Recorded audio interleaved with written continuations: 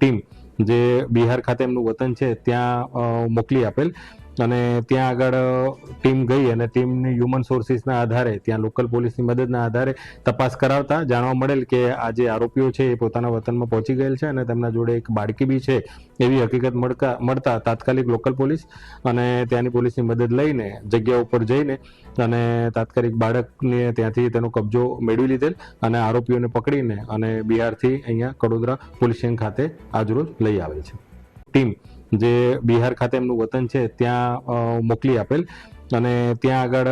team ગઈ અને ટીમની હ્યુમન સોર્સિસના આધારે ત્યાં લોકલ પોલીસની મદદના આધારે તપાસ કરાવતા જાણવા મળેલ કે આ જે આરોપીઓ છે એ પોતાના વતનમાં પહોંચી ગયેલ છે અને તેમના જોડે એક બાળકી બી છે એવી હકીકત